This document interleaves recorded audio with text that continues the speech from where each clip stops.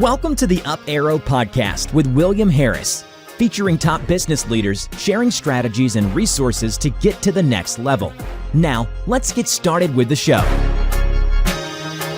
Hey everyone, I'm William Harris. I'm the founder and CEO of Element and the host of the Up Arrow Podcast, where I feature the best minds in e-commerce to help you scale from 10 million to 100 million and beyond.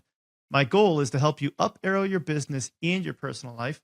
I'm really excited about the guest that I have here today, Robb Akridge, PhD, or Dr. Robb, as he's affectionately known. He's a multifaceted scientist, self-described nerd, I'm right there with you, and entrepreneur. His expertise spans botany, HIV-1, gum disease, and skincare. His entrepreneurial journey began with Sonicare toothbrushes, leading to co-founding Clarisonic, a brand that revolutionized the beauty industry. Currently, he's making waves with OPULUS Beauty Labs, hailed by Time as one of the top 100 inventions of 2021 and dubbed the Nespresso of skincare. Dr. Robb, I'm excited to have you here. Well, I'm glad to be here. It's good to see you. Likewise. I do want to give a shout out to Bobby DeFazio over at Media Scale Partners for putting us in touch. He's a smart guy. I got to have dinner with him in New York just last year when I was speaking at an event there. But Bobby, thanks for putting us in touch. Yeah, Bobby's awesome. He's high energy, very positive, always focused. And he's a great guy. Yeah, I appreciate him a lot. Real quick, I want to announce our sponsor, and then I want to get into the good stuff here. This episode is brought to you by Element. Element is an award-winning advertising agency optimizing e-commerce campaigns around profit. In fact, we've helped 13 of our customers get acquired, with the largest one selling for nearly $800 million, and one that IPO'd recently. You can learn more on our website at element.com, which is spelled ELUMYNT.com. That said, into the fun stuff. We're going to be talking about bridging the gap between science and customers, and Dr. Robb is going to share some of his insights into his journey, touching on his Latino heritage and experiences in front of the camera at QVC. I want to start first with the bridging the gap between science and consumers. And let's start with, do we need to? And if we do, why? Why do we need to bridge the gap between science and customers? Yeah, I think we do need to, not just because I'm a scientist and that's what I love, that's my passion, right? The thing is that our consumers are getting more and more savvy. They're asking more questions about the products they're using. But the truth is, Will, is that they want to know that you've done the science, but they really don't want to know the details. Because if they know the details, it just their eyes glaze over and they sort of just don't really listen to you. So they want to know that it's been done, and they want to know what is it going to do for them. That's more important. So you've done the science, you know that it's safe, you know that it's effective. Now, what's it going to do for me, and how am I going to look better in the cosmetic world? So that's the key thing. Yeah. I like that. It reminds me of when I start talking about sirtuins 1 through 7 with my wife, and that conversation ends very fast, right? So sirtuins being the things that are like kind of being activated by sometimes different periods of fasting and stuff like that, which help with regeneration of DNA and everything. And I'll start talking about that, and my wife is kind of like, and I'm done. So I can experience, to your point, why we need to not go too deep into that and find that way to bridge that gap. What are examples that you've had to bridge the gap with then between some of the different science components of Sonicare, Clarisonic, OPULUS, where you're saying, hey, this is too far into the weeds? Well, for Sonicare, for Clarisonic, really, is that you're doing something that it's for, by the way, for those that don't know what Clarisonic is, it's for cleansing the skin. It uses sonic technology. The challenge there was that everybody's using these, their hands or a face cloth, and you had to explain to them how this was going to be better, how it's going to be gentle on their skin. And they don't want to know that it's moving at 30,000 strokes a second, and that it just goes over a 5-degree amplitude, and the fibers are a certain length and the diameter, and all those things that we have to develop and make sure that they really are there so that it works. They just want to know that it's going to get their skin 6 times cleaner than they can with their hands. And so then the next question is, why do I need to get something 6 times cleaner? And the answer is because that means that there's less barrier between what you're applying later on than the dirt that would have been there if your skin wasn't really clean. So in other words, you're basically getting a really clean slate to allow product to absorb. So if you just say it's proven science, uses sonic technology, very similar to sonic toothbrushes, but it's gentle enough to use on the skin, and you can get your skin 6 times cleaner, which means the products you apply absorb better. Then they get it. But if you start talking about all the mechanics, then people just sort of go away. They don't want to hear about it. Yeah. And with easy to fall into that trap. Yeah, it's easy to fall into that trap to get too much information because we have a lot of it. And OPULUS, and I'll show you just because I've got my, my cameras. I've got cameras everywhere. I love that. So this is the cooking set here, but basically OPULUS, we've got this appliance that it basically transforms whatever we create, which are these little capsules, into a final product, and we can talk about this later. But the challenge is to let people know these are not solid. We've actually created a way to process or temper cosmetic ingredients so that we can actually make it into different shapes to preserve any kind of actives that are in there. But to tell people, this is all the details in the chemistry, they don't want to hear about it. So that's why people have gone to gravitating, it's the Nespresso of skincare, because when you look at the way we lay out all our products, we put them into little like espresso packaging. So people gravitate to that, and as long as they know that and they know chocolate, then they know that by using those two similarities or two things that they're familiar with, you can say, we've created this new way to apply cosmetic. It's this more potent, freshly activated by you, and it's a single dose, and you're ready to go. So I like that. Is it hard for you as a self-professed nerd to not want to geek out over all of the complexity that goes into this, and instead just boiling it down to these simple terms? Yeah, what happens is usually have marketing people there that say, or salespeople, I've tried that pitch and their eyes glaze over and it's just too much information. So I'm always aware, especially like when I was on QVC with Clarisonic, you have such a limited amount of time to get your point across. It's that elevator pitch. So you really don't have time to get into deep details. And then when you do, then it's a disaster because you don't have enough time to really explain it fully. And so people just don't know what you're talking about. Yeah, and that's why I wanted to get into the practicalities of this, which is how do you actually go about dialing this back in a very real way? You have the ability to explain things in a simple way, but for other people who maybe are outside of that, how can they? And I run into this all the time where I see ads that somebody's running. It's feature, right? And it's right. Really getting into the weeds of these different things. How can people look at their ads more objectively? Are there people they need to bring in to do this? You mentioned, salesperson says, I tried pitching that didn't work. People's eyes glaze over. How do you kind of get the feedback and the process that you need to effectively go from this is highly scientific to this is actually going to work in the consumer mind? Usually it's a visual, some type of visual. Like with Clarisonic, we basically had this fluorescent makeup that functioned as dirt, and we would apply it to we'd apply it to the forehead, and half we'd cleanse manually with a specific standardized fashion, and the other side we cleanse with Clarisonic. And because it was a fluorescent makeup, you could put under UV blacklight and you could see how much makeup was there before cleansing and how much was after. And you can usually say using Sonic technology, you can get your skin 6 times cleaner than you can by hand. And they can just see the before and after shift. So you have to keep it really tight.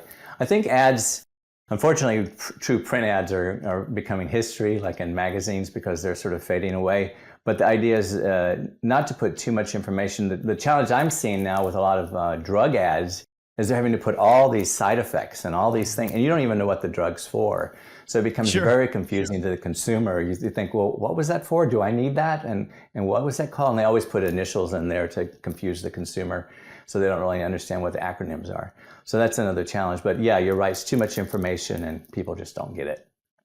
Well, and to your point, I like the idea of a visual. It reminds me of an ad that we didn't design, but we ran for a company called Oros, which is an outdoor apparel company.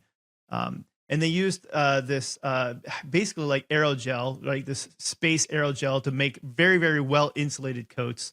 And rather than talk about like the nitty gritty science behind this aerogel and how that's so much better, they had the coat and they had like a thermometer, and then they sprayed the coat with liquid nitrogen and showed that it was still warm on the inside. And you're like, okay, I got it. I don't need to understand the science, but now it makes sense. This is a really warm jacket. Right. I'm going to keep toasty. I'm not going to freeze to death. Right. That's the important point. Right. Yeah. So I want to shift into OPULUS a little bit. You showed us a little bit of this because I think this is a really interesting, cool thing, but best invention of the year. That's Right. that's not Right a there, small Time magazine. thing. Yes. Yeah. Why is this? Why did Time decide that of all the inventions that exist out there, this is one of the 100 best inventions? The reason I think we actually won is because we truly are novel. We have taken concepts that exist in other areas, like in the chocolate industry, and concepts that exist in, basically instant coffee, like the Nespresso pods, and we've married that together, but in a totally different industry. So it's truly unique. I think the challenge right now we're having with the cosmetic industry is there's so many products coming out, and there really are, a lot of them are the same, right? They're just a different marketing campaign, a different label, different new ingredient. Whereas with us, we're actually changing the way people think about cosmetics entirely. We're giving them the ability to have single dose, freshly activated, sort of like compounding your own cosmetics right before your eyes in only 100 seconds. So that is something that is true advantage to our product, and that's why I think they gave us the award. How did you come up with this idea? What, like, were you just, out I have in this the weird cabana on ability that vacation I'll and be- said, yeah, I was actually in a really fancy chocolate shop, and I was, partaking, and I thought, wow, each chocolate is like a work of art. Each one tastes differently, and each one has a different texture. Why can't cosmetics be like this? These single doses, and right now, if you look at your cosmetic jars, those jars have been designed based on old shopping habits in department stores where women would, not to be sexist, but women would come into the beauty department every 4 months. Or every 3 months, and then they would buy the product and they replenish every 3 months. So us is like now, it's like, why don't we have something that's a single dose that people can use at the moment and create it fresh so they know that they're getting really good ingredients, beneficial ingredients. And that process of taking that concept of like a chocolate hard shell candy with a cream in the center and turning that into cosmetic ingredients is what's really unique about us, because we figured out a way. I don't know how much you know about chocolate, but if you took just a chocolate block and you melted it and you poured it into a mold to create a sphere, you could do that. And then you fill it with the cream and you cap it, and now you got this chocolate candy. Well, it would fall apart. The cream would start migrating through, the chocolate would melt at a lower temperature, so you have all kinds of problems. So chocolatiers have figured out, we can process this chocolate. And what we can do is create crystals. And as we go through this heating, it's all liquid phase, but as it goes through heating and cooling, the crystals change their size, and all of a sudden they reach a point where they're just the right size, they'll fit together. And so that's what you call tempering. And so now they pour it into that mold, create a sphere and fill it, and now it's rigid, hard, and it's more sturdy and it's durable. Well, we figured out how to do that with cosmetic ingredients. And so we basically created a shell, a material that you can actually form into any shape, and then you fill it with another formula. So now you can have beneficial ingredients on the outside and then ingredients on the inside. And that allows you to have basically gotten rid of the bottle. So let me go back to, if you don't mind, I'll show you just real quickly. If you looked at this actual opule, that's what we call them, they're capsules. There's actually 2 layers. So this outside layer is part of the final formula, and the inside layer is a different formula, and they mix together through the actual activator. And so what we could do is actually, the other one that we've done is we've created these little bars. Think of them as like Hershey's chocolate bars. And we actually just take 2 squares, and I'm going to go, is it okay if I blend one? Please, let's do it.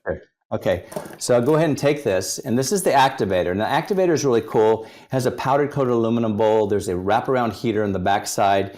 You put 2 squares in, and this is a vitamin C concentrate. And this vitamin C, this bar has vitamin C, vitamin E, and ferulic acid.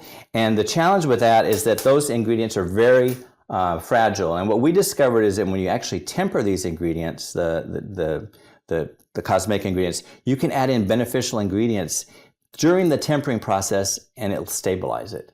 So all you have to do is just take some water, and we provide you with a spoon, and you add it in there, and you put the lid on,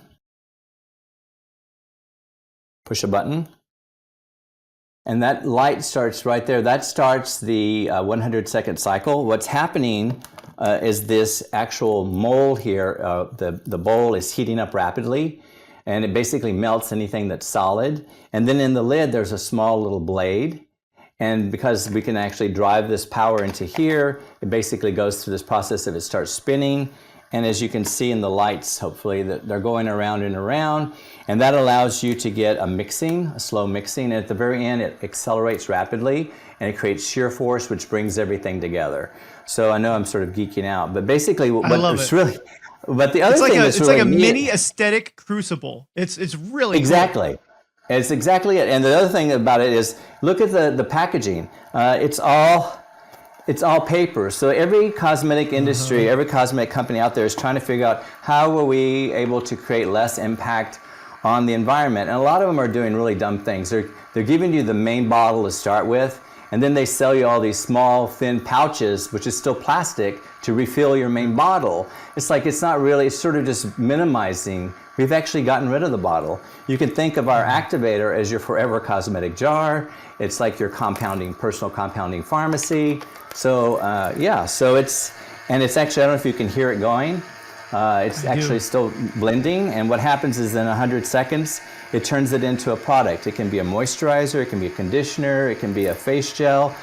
We can create anything we want, hair products. So it's getting ready to stop in 2 seconds. So you can see the lights going around. And when I think about what it is, it's also that visual. We're talking about how the consumers want to see something, and I think they want to be surprised. So when you open this up, it's changed. Wow. I don't know if you can see it because of the lighting on the on the camera. Yep. But basically now you've got this warm, and it's about 105, 107 degrees Fahrenheit, so it absorbs rapidly, and then it goes on smoothly, and then the next thing you know, it absorbs and you're just left with a powdered finish. So this is actually a daily moisturizer, but it has vitamin C, vitamin E, and ferulic acid, which are very unstable. And a lot of products that are in liquid form, they start out sort of orange, and then within 2 weeks of opening the bottle, they turn brown. And the other thing is it smells funny. This is stable, it's white, it's not going anywhere. You activate it yourself, and now you have freshly activated skincare. Brilliant. This is truly a really interesting idea, brilliant idea. Even just the idea of the environmental impact, I'm thoroughly impressed. And that was a much cooler experience that I was anticipating getting into on the podcast. Yeah, so and it's easy to clean too. I didn't talk about the clean, but you can just pull the little blade out, rinse it off, wipe the bowl out, and you're ready to go for the next one. But you know who I really want to talk to? I don't know if you've ever interviewed the CEO for Keurig Coffee, Bob Gamont. He actually, that's the problem with the Keurig and Nespresso is they have all these plastic pods. And they, even in a recent article, he admitted that he wished he would have never invented it because of all the plastic that's still happening. But they've come out with a new pod, just like we've come out with the OPUL, and which is made out of algae. And he actually can then, So now you're not going to be causing this, huge impact on the landfill. But I would love to talk to him because he's probably one of the few people that really would get what we're doing, because it's like, okay, we have basically gotten rid of the bottle, but we've also provided the consumer with fresher, more active, more potent ingredients, which then allows them to see better results. To the earlier question, what do consumers want to know? They don't want to know all the science and stuff. They just want to see the beautiful before and afters that we've done with our studies. So, So I can see why this Time magazine got excited about this.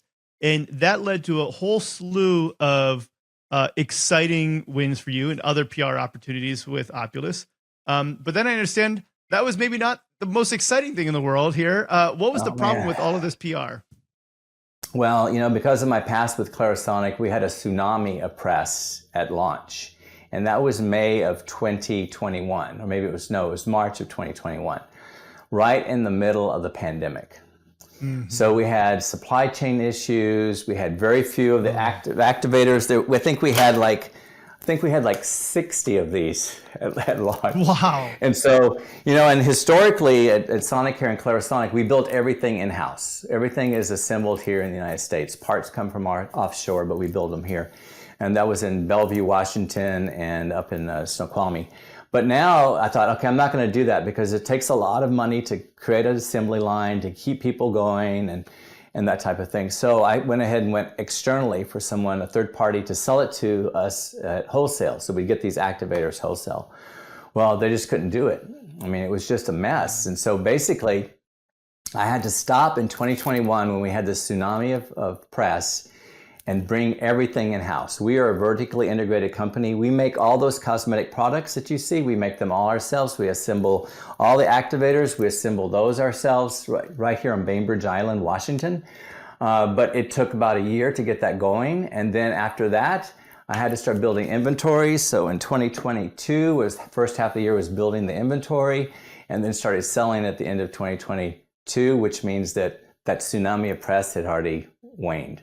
So it's like, okay, got to get the word out, and it's like, that's the tough part these days is awareness building. It's a mess. It is.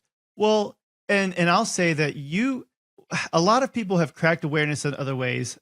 Advertising, pros and cons there, influencer, pros and cons there. And there's waves to ride and things like that. But one that I find challenging for a lot of brands is the PR stuff, which you seem to have gotten down well.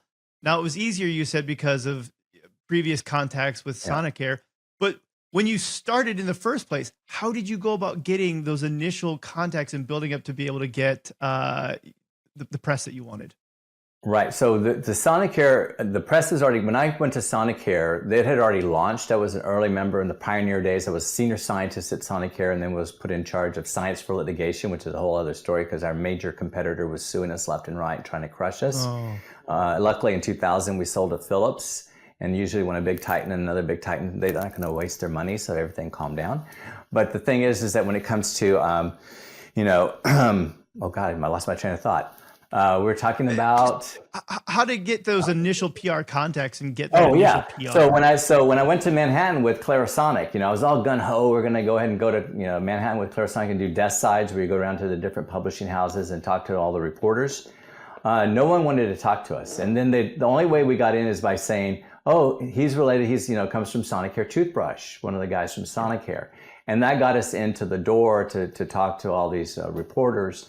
And then, but we were a startup again. So we were schlepping, literally carrying all the product to give away to all these reporters through Manhattan in the middle of summer and heat and humidity.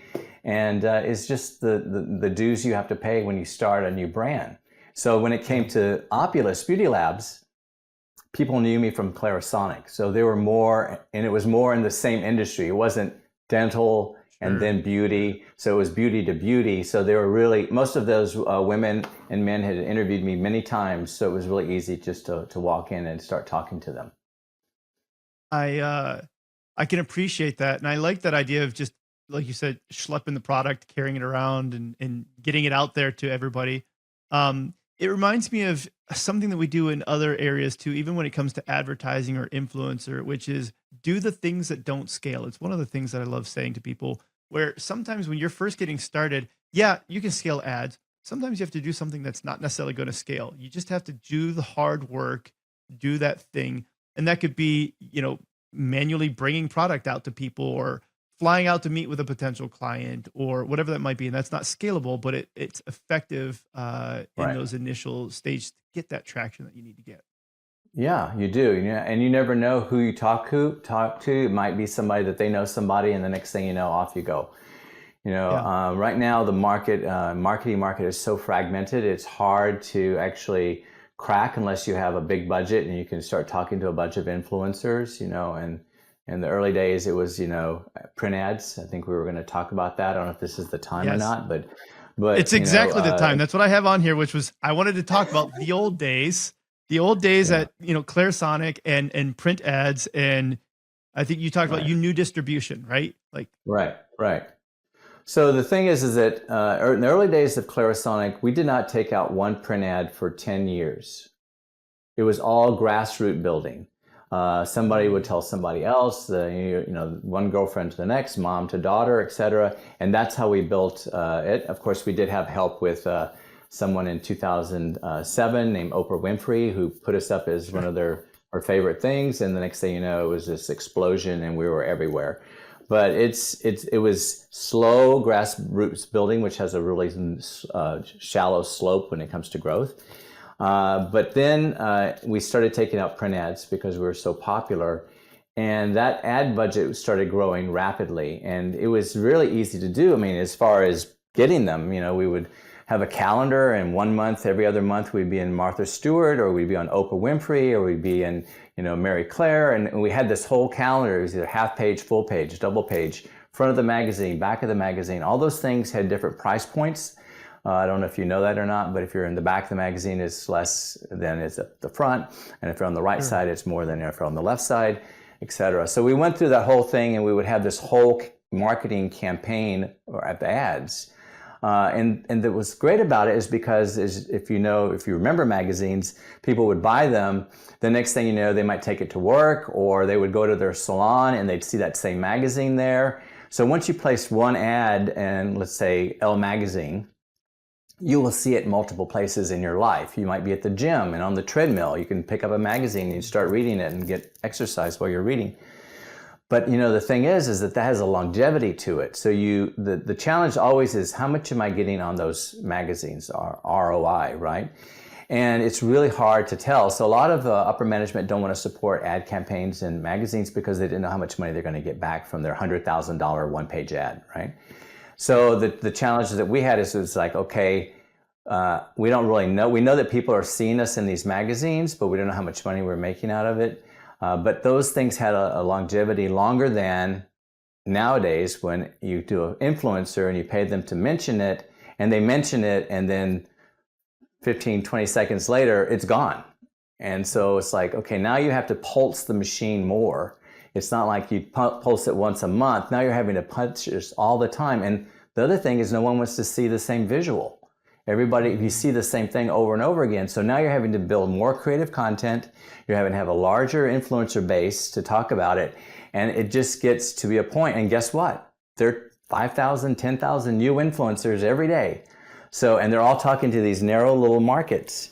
So if, there's the mega influencers, and then there's the micro influencers, and then there's the nano influencers, and there's the influencers that only I talk to one person, right? So it's like, sure. So you have to figure out how you're going to do this. And mega influencers, it could be $250,000 for 15 minutes, of their time. And the challenging thing now is that the consumer that's watching these influences, they go, they're paid off. I'm not going to believe them anymore. And that's when they start losing their credibility, and that's when you really have trouble, because now who are you going to believe? And so it's really changed because the market is so fragmented to get a message out to everybody. Back in the really old days, there was only ABC, CBS, and NBC, and PBS, and you put an ad on there and you capture a huge part of the market, right? Nowadays, forget it, and it's fragmented. So. Yeah. And there's benefits to that fragmentation to a point where it's like you said, you can get very, very niche in that. Whereas, in broadcast, you're reaching a whole lot of people that aren't relevant too. But have you seen a difference between mega influencers and nano influencers in your own stuff, as far as which one's more effective? Because sometimes people are a little bit scared to jump to like the bigger influencers, and they say, let's just stick with these nano influencers. We'll send them free product. Right. There's benefit to that, but there's something to be said for a name that's recognized. Yeah. In your own experience, have you seen anything beneficial one way or another? Yeah. It's Clarisonic. Yeah, at Clarisonic, we, and I won't mention the influencer, but at Clarisonic, we actually wanted to go with this influencer, and she wanted like $200,000, $250,000 for 15 minutes. We said, there's no way we can pay you that. That's just not in our budget. So let's do this. Let's give you a flat rate and then a commission on, this is before people were getting commissions on things, affiliates. And she went on and she sold almost like $1 million in 15 minutes. Wow. And she made more off of her commission than she would have made in that 15 minutes just paying her up front. And we made more money than we thought we would ever make in 15 minutes from one person and an influencer. So you do have that. But then there's other situations I've seen where companies have actually built a brand around somebody that would have like 4 million followers.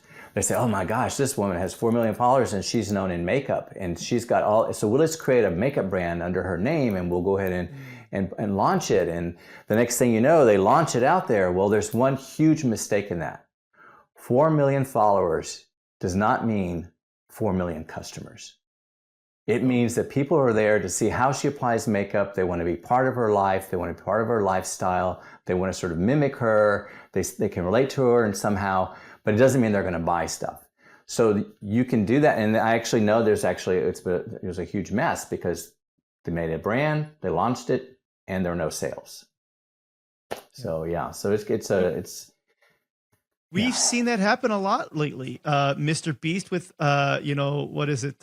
I'm drawing a blank on his company that he's launched, but that's done very well. But then you've got other ones. Who was it? Dax Shepard and what's her name from Veronica Mars? They launched a brand that kind of went under, and so there is that idea where it's like just because you have a lot of followers doesn't necessarily mean that they're customers, and that's hard. Right. It is hard, and then so what you have to do now is I think you do little tests as a startup. We grab, a certain group, that have like a certain, to your point, you're talking to a more specialized audience when you talk to an influencer. So you're not just broadcasting it to everybody out there, but we do tests of 5 or 6 influencers or 10 just to see how that audience that they, interact with reacts to our product and whether or not they're actually purchasing. We still haven't cracked the code on that yet. I mean, we're still looking on how we can amplify that. And we did find one group that had a lot of sororities. Like they were basically had people that were in sororities through college age women. And they were actually had small followings, but their following was very dedicated to the individual. So, you could see some lift in that. And that's the other thing is that just for those of you that have a startup, it's not so much about how much you're going to be able to sell with the influencer. It's also about how much they can create as far as content that you can use again to post elsewhere. And that's the other challenge is that you want to make sure you create some on-brand content from these influencers so that you can use it over and over again. Yeah. 100% with you. As an advertising agency, I'm more concerned with the content that we're getting from the influencer than we are from any sales that we get from them. Because, they could only have 10,000 followers, but if they have good content, I can amplify that to 1 million people pretty easily. Exactly. Yeah, and that's it. And then we had a horrible experience where we went out and we gave away a lot of product, only got, I think it was 15 people posting out of 30. And then out of the 15, there was only like 2 or 3 that we actually thought were good enough to represent our brand. So it's just a challenge. Well, I don't have to tell you, it's a challenge. Right? No, it is. I also like that you brought up affiliate. The whole affiliate idea from an influencer perspective. Let's say, like not the affiliates like you would think of like an affiliate website, but influencer affiliates. I got to give a shout out to Jordan Erickson. Jordan is the owner of a company called Crush River, which I am also an investor in. And that's what they do is TikTok affiliates.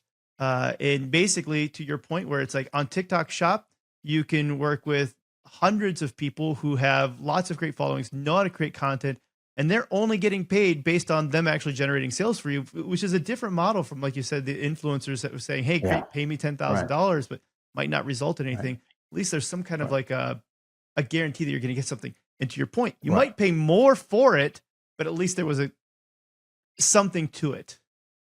Right. Well, the other thing, we can talk again how old magazines have now changed now that they're digital, et cetera. In the old days, and as you know, in advertising, there were 2 branches. There was the sales side where you would purchase that 1-page ad. And then there were the free mentions where you see like Will is off in Saint-Tropez. What is he going to take with him? Oh, he's going to take his, OPULUS Beauty Labs with him, and he's going to take, and all those mentions come from desk sides where you go in and you would get a 20-minute interview with a freelancer or a beauty editor, and they would write up about that product in that particular thing, and it was free. It's a free mention. Well, what happened is that all the influencers started getting money from what they're doing through affiliate programs. So now the publishing companies say, wait a minute, we don't want it to be free anymore. We want to be able to make money off of that too.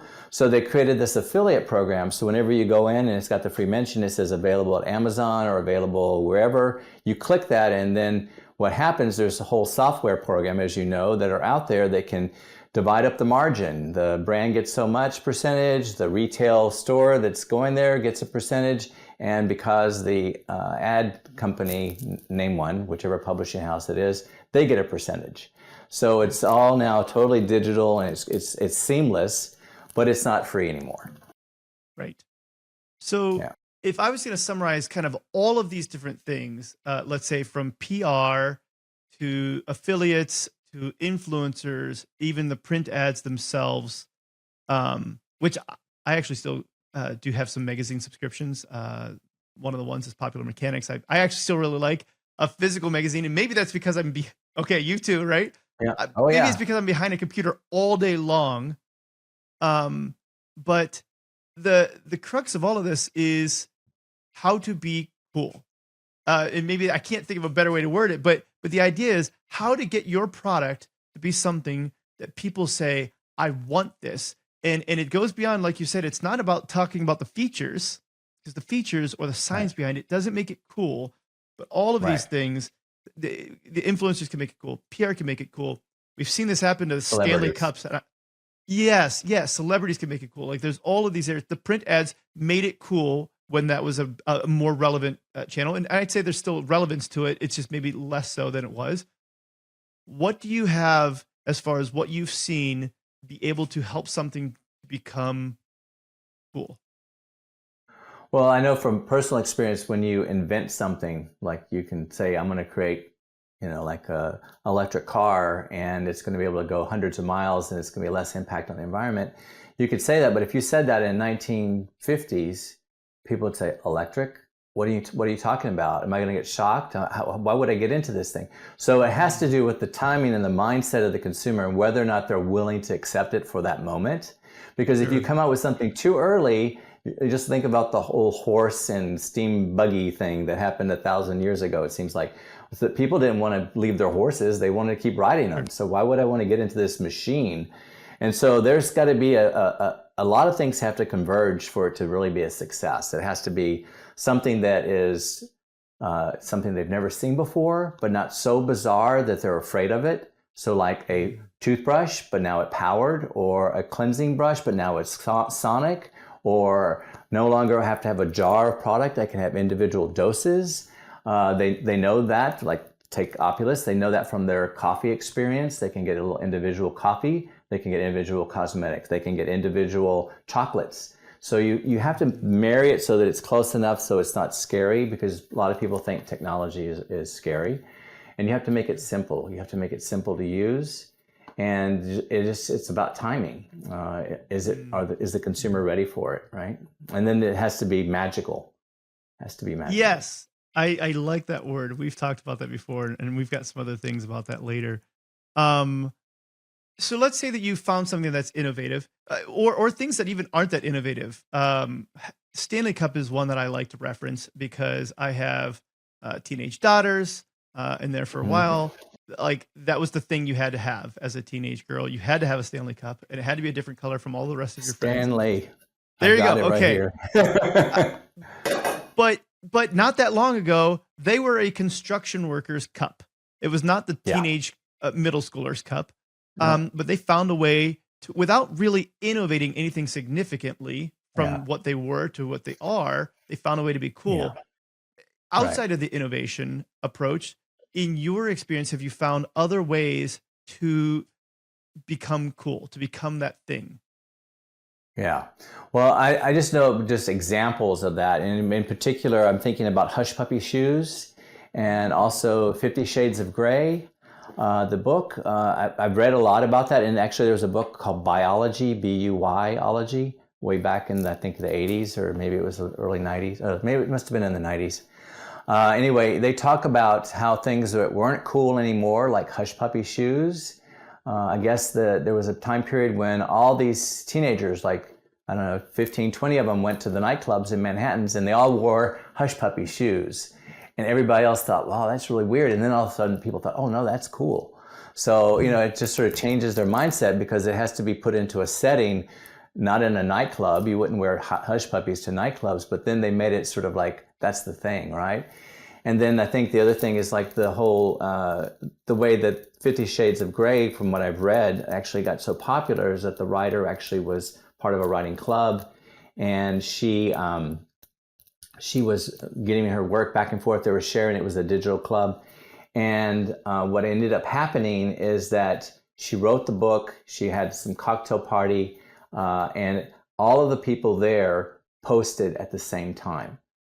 And what that did is it gave this bolus of information going out on the web at the same time, which amplified her message. Because when people talk about something becoming viral, it's not one person talking to another person and then it's sort of spreading. It's like, how can you get that megaphone blast out there on the web so that then it populates and then it becomes cool, because now more people are hearing about it. You've gotten over that background noise that people are trying to deal with all the time on the web, social media. I think that's brilliant. And I'd say that's something that we've seen with influencer that can help as well, is if somebody just dips their toe and I'm going to use this one influencer, I'm going to use this one influencer. Oftentimes it's not as effective as the combination of several influencers all at once hitting it at the same time. Yeah, and that's it. If you look at the way people still push their books and stuff on television, they're making the circuit, right? They're not just going to one of the major national networks. They're going to all of them within a very short period of time and being on all the talk shows at that period of time, so they can try to get that wave of information out there so that everybody hears about it. You know, in the early days when I was young, I was only like 2, but on the West Coast, there would be a trend that would happen and it would migrate to the East Coast of the United States. And then trends would happen on the East Coast, you know, or Detroit, for example, Motown, and then it would migrate down into the West. And there was always this back and forth movement across the United States. Oh, that's really cool in LA, but no one had heard about it in Florida. So now it doesn't matter where you are in the world. It's just like you got to have a really big voice, and it's no longer this migration and amplification slowly. It's like boom. Yeah. How can I get it to happen? It's almost instant. Yeah. Your story about hush puppies reminded me of another story that I just thought of too, of another just a good example of things becoming cool that way. Red Bull. From what I understand, if I remember studying that in marketing school, they went to a bunch of nightclubs and took crushed up cans of Red Bull and just deposited them around the trash can, but not in the trash can, right? So it was just like, so you just saw it and you're thinking, boy, what's this drink that everybody's drinking? I got to try whatever that is. That's cool. That's a great way to do it. Yeah. Yeah, I need to leave my little wrappers for OPULUS around, although they go into their paper. So. Yeah, exactly. Well, that's sort of the sad thing is I remember just real quick, I was in New York City once and, it was the middle of Clarisonic and I was with a marketing guy and he looked down, he says, "We've made it." I go, "What do you mean?" He points at the ground and there was a Clarisonic container box flattened on garbage on the street of Manhattan. And it's like, wow, it's sort of sad because someone threw it away, but it shows your brand's right there and it's made big time. Right. Yeah. Something else that I wanted to ask you about, and then I want to get into the personal side of who is Dr. Robb. But you sold over 250 million on QVC. Wow. Right. I want to know some of the stories, but more specifically, I want to know what's the craziest thing that you've ever seen happen on set, or something you were talking about. All right. Or whatever. So for those that don't know, QVC is truly live. I mean, you have given a time and you actually show up and you go to the operations room and they know the basic format of your product, how long it's going to take to sell it. They give you 10 minutes, 15 minutes, whatever it is. And you get microphoned and then they send you out onto the floor. And then the show is usually like, a beauty show, or sometimes they have cocktail hours, like they have a pretend party. And so, because of the popularity of Clarisonic, I was on quite a bit. And so they had created this is the strangest thing ever. They created this cocktail party and the set itself is far removed from where you get microphoned. I mean, it's like almost a city block away. You have to walk through all these corridors and everything to get there. And so they put a mic on me, and these are lanyards just like I have on now. The batteries go down, right? After a period of time, they burn fast. So I get out, and they grab me before I go out the door, and they say, "Oh, your batteries are dead." So they put a new battery, so my mic had already died, right? You don't want to have that happen when you're on live TV. So you get to the set, and there's, they've had it set up beautifully. They had waiters with wine glasses on trays, and they had hors d'oeuvres, and everybody was in, their best, evening wear. You're supposed to dress up. They actually had a little trio band, a jazz band playing in the background. It looked great. I'm going on at a certain time period, but other people are going on. And all of a sudden, one of the producers sort of flags me down and says, oh, the host, her mic's dying. We want your mic. So they took my mic away and they put it on her. And then they give me another mic later on. Right? I'm getting ready to go on. And this is I won't mention it. She's stunning. She was the most brilliant beauty host out there for QVC at the time. And she was just stunning. And so she's talking, and she could sell anything. And so she was talking about this product. And then I get on air, and there's still images. They put up a still image of your product, right? And then they talk about what it is and everything else. And so they have these still images they can throw up there. So I had already given her my mic. They're throwing a new mic on me. I'm going through all my tuck stuff and getting it on. And then all of a sudden I go live and I'm there and we're talking, and all of a sudden my mic dies. So she keeps talking. I'm live on air and they throw up a still image. And I had nothing to talk to except her microphone, which was in her breast in her very low, low cut dress. So I'm talking into her boobs, to put it bluntly, and trying to, and you know what? We sold $87,000 a minute. I sold almost $1 million in 10 minutes. Wow. It was wild. And the thing is, I love QVC because you have to be on your feet all the time. You can't let anything flush you. I've had lights explode, people walk in front of cameras. I've had coffee spilled in our set 10 seconds before we go on air. All the things that could go wrong, but you just have to just roll with it because it's live. And that's what makes that QVC very exciting, because you never know. And when they call in, I mean, I've had people call in at 2 a.m. I'll be on a show at 2 a.m. and totally drunk off their, what, talking, hey, Dr. Robb, it's just so wild. And the host is handling these drunk callers, and you just sort of roll with it. And it's, oh, nice talking to you. Get some rest. That is, that might be the best story I've ever heard. But seriously, the show must go on. And I think that's a lot of fun. Yeah. I want to get into QVC is a big. Oh, sorry, real quick. QVC can be a big risk though for people that want to go on QVC. Sure. You have to be really confident of your product. You have to be able. I've seen people basically mortgage their house to get enough inventory to go on air, and then they don't sell anything. So it can be a big gamble. And so when it works and it clicks, gosh, you can sell so much. But if you can't afford it and you can't get the right margin and you can't go on, it can be a challenge for some people. I've seen people fly across the pond, as they say, go on air and sell 3 products when they're supposed to sell 300, right? So, yeah. In that situation, are these brands that had already proven that they had the right message, it just didn't sell on QVC? Some of them were on QVC, like UK, which we were also successful in. But they would come over here, and it just didn't resonate with the U.S. consumer. Wow. That's tough. Yeah. I want to get into the who is Dr. Robb phase of this. And we talked a little bit about this, but I'm just going to leave it up to you. Tell me about your childhood. Tell me about my childhood? Yeah. What made you who you are? Well, Oprah would say everybody's born with a little light, and some people's lights glow more than others. And so I think I have a really bright light. I was very fortunate. Come from, a divorced family, single mom, and I lived with my mom and grandmother from the age of 9, and a Hispanic. I'm half Latino, so it's like I'm the only white-looking kid in the whole family. Sure. And I used to get kidded about that quite a bit because I look white. But the thing is that it was very humble. My mother made $3,000 a year, and my grandmother got a $400 a month Social Security check, and that's what the 3 of us lived on. Wow. And it was tight.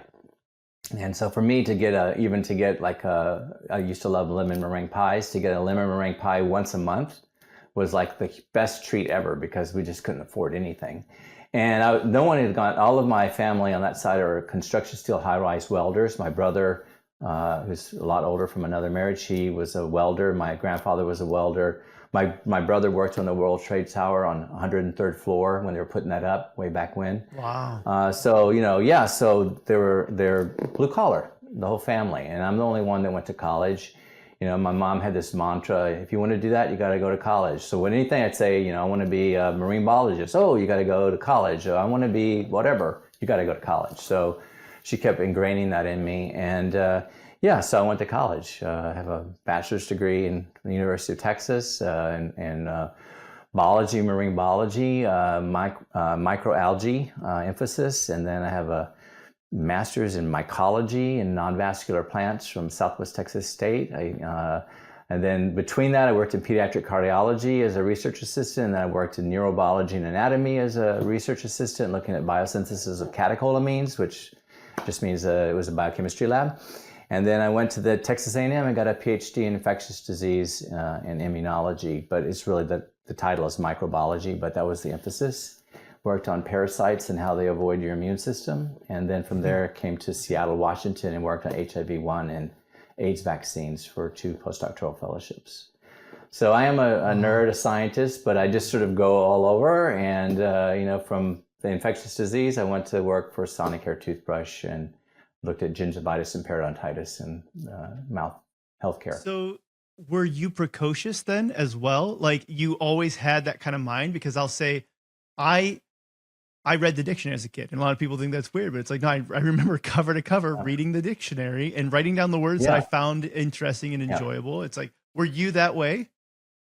No, I wasn't so much into the words of it. I was more into like the literature and just British lit and stuff when I was little, and sonnets and things like poetry and that type of thing. And I was a true little hippie kid, sort of all natural, and it's that type of thing, which is interesting because I still believe that. I think that we have too many different ingredients out there that we shouldn't have.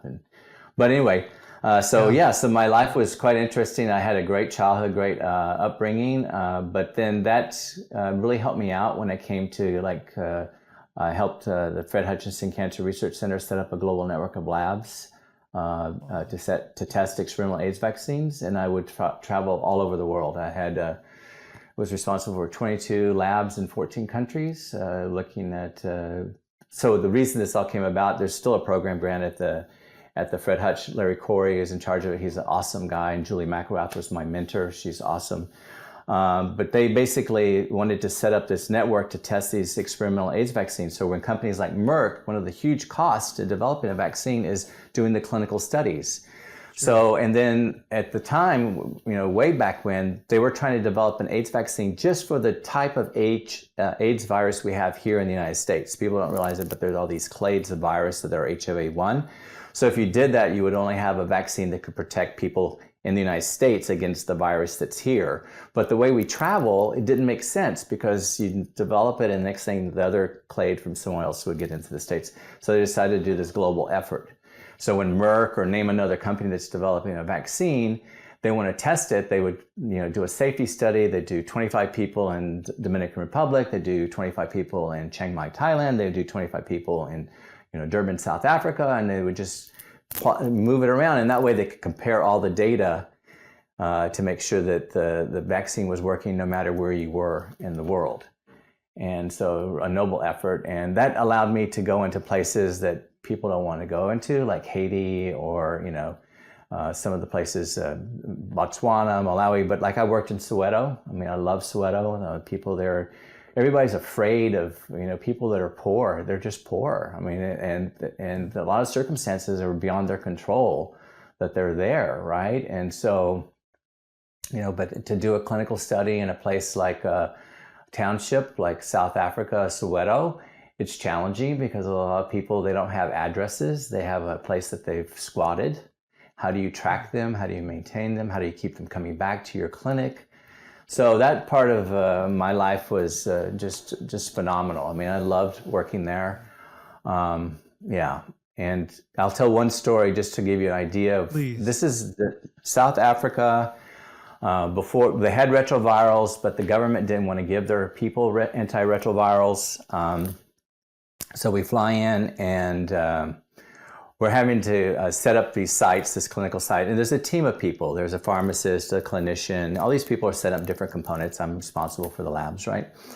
And you go down this corridor. They had these outdoor breezeways. And I had to go from point A to point B every morning. And they would have these gurneys on there. And they would be in, the people would be in white sheets, They're taking these patients out for air. They would be black because they were from the bush. Their skin was really dark, and they all had HIV, and they're all going to die. There was nothing to do for them, and you go by this gauntlet every day, and there'd be 30 of these things, and people were just skin and bones, and you could see shallow breathing of the sheets, and you just walk this. So every day it's like, okay, this is a real deal. People in the States don't really know how much of an impact, it's doing globally. And then one time I was in this, I'm going to get choked up here, I know. I was in this clinic, it was for women. And he went in, there's this round table, they were teaching these women, 15 at most, new moms, they just had a baby, how to mix powdered formula because you can't breastfeed if you have HIV. And they had all given birth, and they all had little babies with them, tiny babies. And they introduced us as a team, and they asked the monitor, the person that was teaching them, a question. And I knew the question. They asked us, who we were working on vaccines to prevent people from getting the virus, if the work that we were doing was going to be able to save them. And it can't, because they already have the virus. They're already going to get sick. So then you walk into the next room, and there's this wall of shoe boxes. It's like 12 feet tall and 30 feet long. And all these shelves of these boxes, and they're all decorated and all unique and painted different colors, and some of them are real fun and they have glitter on them. And I said, what are these? And the nurse tells us, oh, these are memory boxes. And I go, what do you mean? He says, well, these are boxes that the moms make and put things in there. So, because by the time their child gets old enough to ask about their mom will be dead. So they can open it up and learn about their mom. It was just like, oh my God, it was heart-wrenching because, you see all these lives in boxes and there's nothing you can do. Nothing. So now we have antiretrovirals and people can live a normal life. But at that time, no. And the thing is, in the United States, we had a seropositive rate of about 3%, so about 3% of the population were HIV positive. But in Botswana, where we had one of our sites in Hawaii, Botswana, it was 40%. So 40% of the people at the time had the virus, and there was nothing you could do. Wow. Pretty crazy, huh? That's why I'm in beauty. Yeah. There's not really a good way to transition from that. That is a very moving and powerful story. And I think just something that I ask people a lot about what they're, go ahead.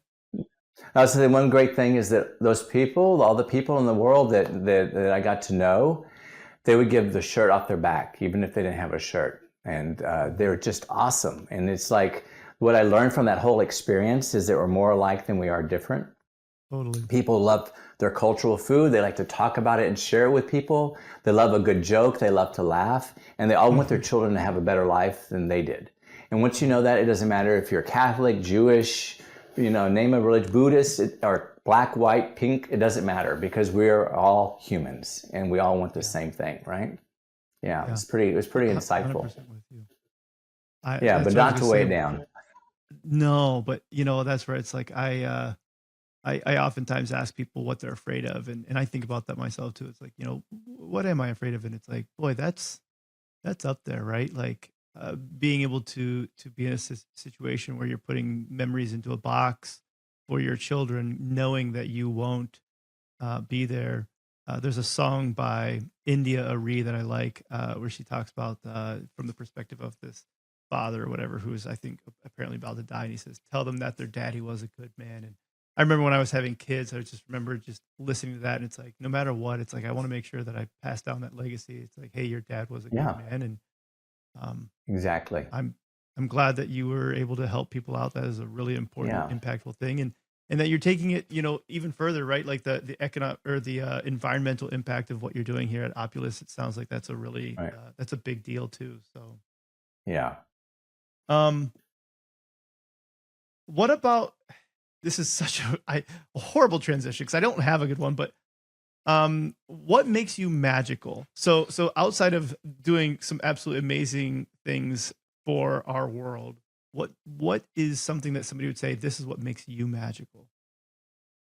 I think my ability to communicate things that are very complex and make it very simple to understand. I think that's a magical thing about me, to distill things down, to give you the essence.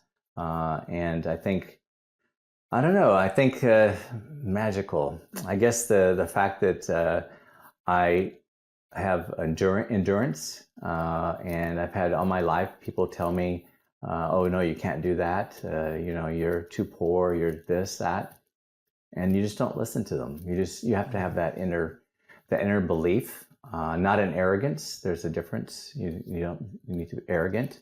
You just have to believe and be confident in yourself, and know that you can do it and you can make it happen. So, I don't think a lot of people do that. People are very afraid of themselves, and they second guess themselves, and you have to just be sure that I am good enough for this. I can do that. I can make it happen.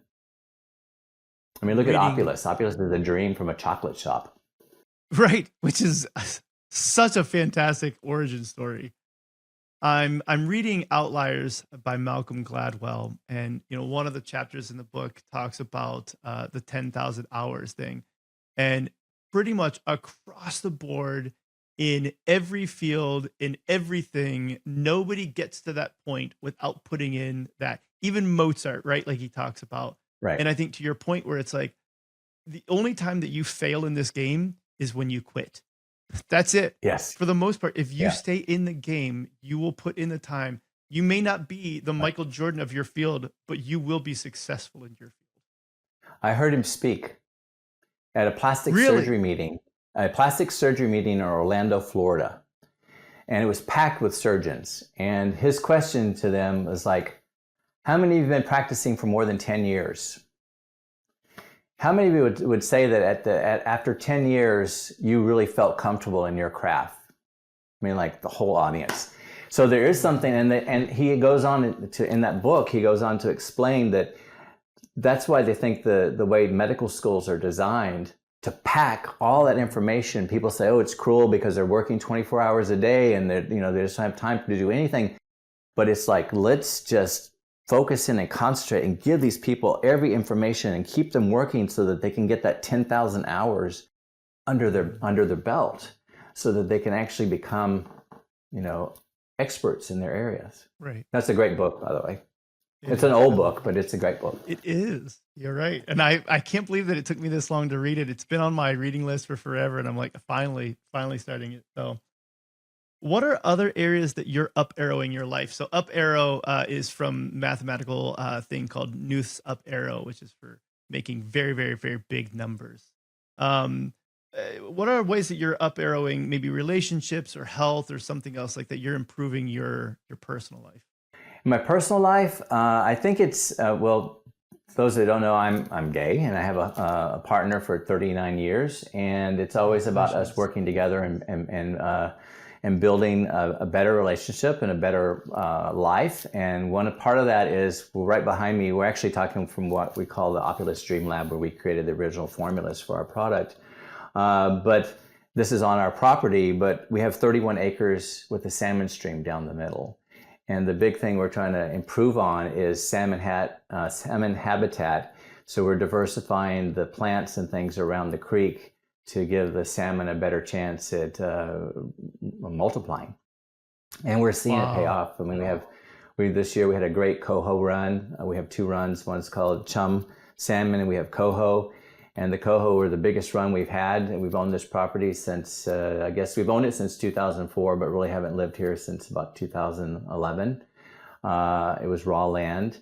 But yeah, so that's the thing, is like, how do you actually improve? For those that don't know, logging practices used to cut the trees down right next to the creek, and that would allow more sunlight in. It changes the temperature of the water, which isn't good for salmon eggs or the fry.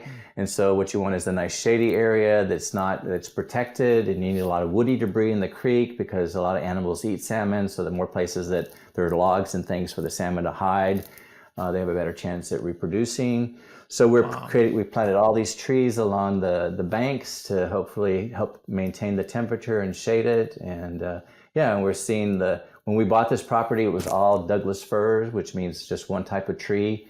And that's not a good forest for animals. So as we thinned it out and we've created new environments, and we put in different kinds of sub canopy trees, more birds came. It was actually quiet here when we bought the property. No noise at all, no birds, because who wants to be in a stark forest of all one type of tree? So now it's like in the morning they just start chattering and you hear birds, and we have all kinds of birds here now, and it makes you feel good. That's really cool. I understand you're also big into visualization and how that can improve your life as well. Yeah. So yeah, that's true. I really do believe that if you put it out to the universe and you think about it in a positive way, that it actually can manifest itself. For example, at Clarisonic, when we started that, I saw this ad for this Jaguar car that was I just love Jaguars. And I thought, oh man, I got to get this car. So I cut out the ad and I went around to everybody in the company and said, when we sell Clarisonic, I'm going to buy this Jaguar. And I went around and I had it on my desk, on my board, and I would look at it every day. And we sold the company, and I went out to the Jaguar dealer and I bought a Jaguar. Nice. I love it. A lot of times I feel like people can think that, visualization is not scientific. You're a scientist. Would consider myself to be a scientist of a sort, not to the level that you are. But there is a really good study that I like that I tell people about. And you and I talked about this a little bit before, and I have it pulled up over here. Cleveland Clinic did it. I think it was back in 2003 here, if I'm looking at PubMed correctly, where they had patients visualize working out. They did not actually work out, but they had two exercises. One with they visualized something with their finger, and one that they visualized with their bicep. And at the end of, I think it says 12 weeks here, 15 minutes a day, 5 days a week, just imagining working out, the strength in their finger increased by 35%, and the strength in their, looks like elbow flexion increased by 13.5%. There was no workout. Just in the time that we're talking, I'm already ripped. Because I've already been sending it out there. Yeah, there you go. I love it. So, yeah, but the thing is that we talked about this briefly, but I used to work at the UT Health Science Center facility in Houston, and across the street was MD Anderson, another cancer area. And they actually did, I think it was MD Anderson that did the study, or I saw it somewhere, where they took children that had leukemia. And the Pac-Man game, the old that went around. They gave these kids, different groups, some got this Pac-Man game, and they told them that the Pac-Man was their body, and the things that it was eating were the cancer cells. And to go ahead and visualize that your body was destroying the cancer. And they showed that I don't remember what level or percentage or anything, but they showed improvement in the children that actually watched this, and they told their mind that they were going to get better, and they were actually attacking the bad cells. And so I believe it. I believe in the power of the mind to do that, to change, to help your body, right? I think we're only beginning to understand it. I've seen some research suggesting that the brain is wired in 11 dimensions of thought. And so I can only imagine what we'll discover with more research. Yeah. Dr. Robb, it's been absolutely amazing talking to you. If people wanted to work with you or follow you, what's the best way for them to do that? Well, let me go ahead and I'm gonna do the shameless plug. Love it. So this is let's see. This is OPULUS, and so that's how it's spelled, OPULUS. You can reach me at Dr. Robb, DRROBB, Robb with two B's, at OPULUSBeautyLabs.com. And you just write to me, and you can find me there. So no problem at all. And Will, it was like, let me get this camera going. It was awesome. I loved talking with you, and good luck with your series. It's great. It's awesome. So thank you very much. I appreciate that a lot. I hope you have a good rest of your day, and everyone for tuning in. I appreciate you listening, and hope you have a good day too. Thank you. Thanks for listening to the Up Arrow Podcast with William Harris. We'll see you again next time, and be sure to click subscribe to get future episodes.